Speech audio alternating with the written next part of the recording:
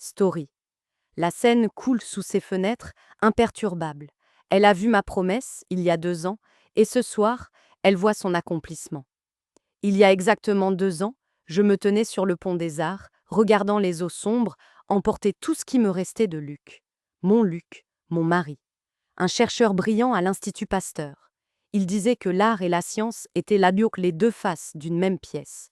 L'ironie est cruelle.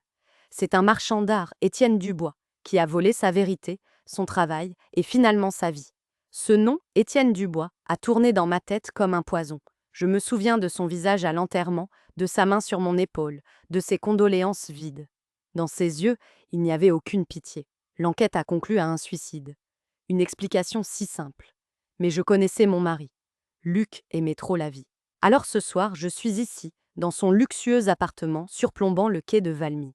Je suis devenue une ombre dans sa maison, et maintenant, je le regarde. Il ne voit que les ruines de sa vie parfaite. Ma promesse est tenue. La vengeance est complète où n'est l'ombre de Luc hante encore cet appartement. Mon mari était un génie discret. Il avait mis au point une méthode révolutionnaire, une technique pour analyser la composition moléculaire des pigments anciens, capable de démasquer les faussaires avec une certitude absolue. C'est là qu'Étienne Dubois est entré en scène. Un mécène fasciné par la science, disait-il. Il a financé la dernière phase des recherches, a gagné la confiance de Luc, puis il a tout volé. Un matin, Luc a découvert que Dubois avait déposé un brevet international à son seul nom.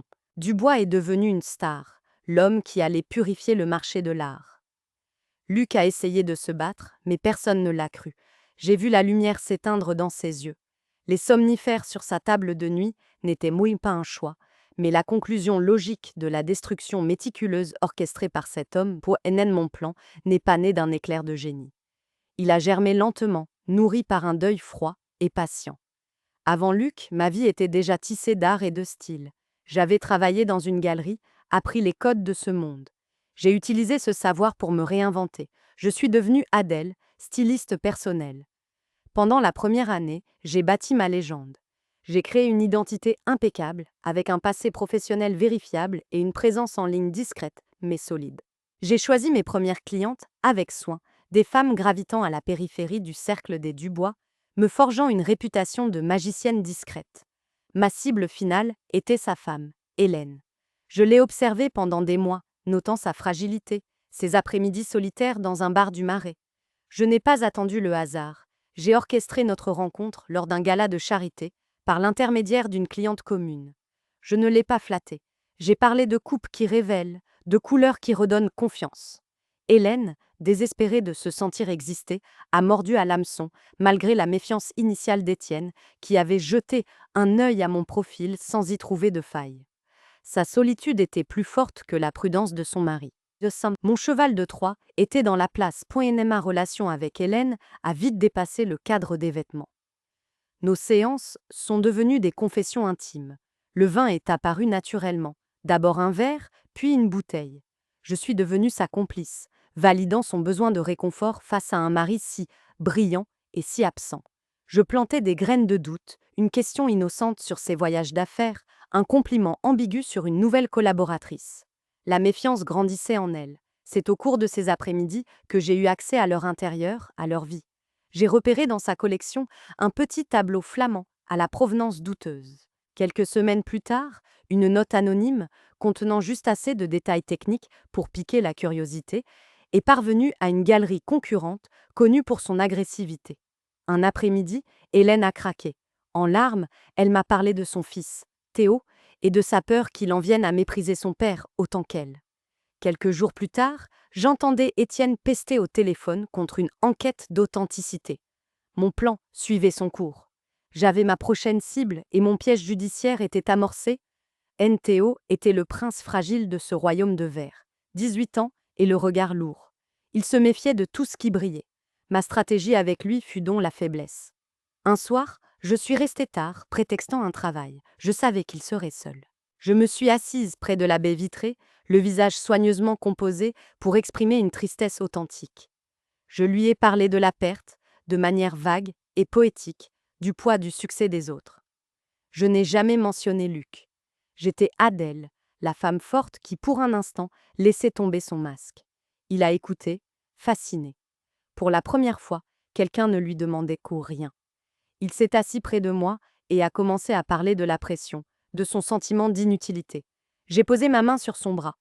Ce contact n'avait rien de maternel. C'était la promesse silencieuse d'une compréhension que personne d'autre ne pouvait lui offrir. Il ferait n'importe quoi pour moi. Je le savais. Étienne a fini par me remarquer. Sa maison était devenue un champ de mines émotionnel. Hélène dérivait dans l'alcool, Théo se rebellait. J'étais l'île de calme au milieu de sa tempête. Nos conversations ont commencé par l'art, son terrain de chasse. Je l'ai laissé parader, mais je posais des questions précises, utilisant des termes que seule la femme d'un chercheur passionné pouvait connaître. L'étonnement dans ses yeux s'est mué en respect, puis en intérêt. Un soir, je l'ai trouvé dans son bureau, un verre de whisky à la main, l'air sombre. Le procès que j'avais initié le rongeait. Il s'est plaint de tout, de sa femme, de son fils, de cette injustice qui menaçait sa réputation.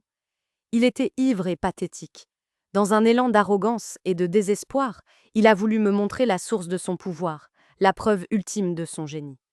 Il s'est tourné vers le coffre-fort caché derrière un tableau. Il a composé la combinaison, son anniversaire de mariage, l'ironie était parfaite, une seule fois, devant moi. Voilà ce qui les détruira tous, a-t-il murmuré en montrant les carnets de Luc. Il ne savait pas à quel point il avait raison. Le soir de l'implosion était celui d'une réception. Étienne célébrait un nouveau partenariat. J'avais choisi pour Hélène une robe de soie rouge. Elle était royale, mais ses yeux étaient d'un vitreux. Nous avions partagé une bouteille de champagne dans sa chambre. Théo était là, sombre comme un orage.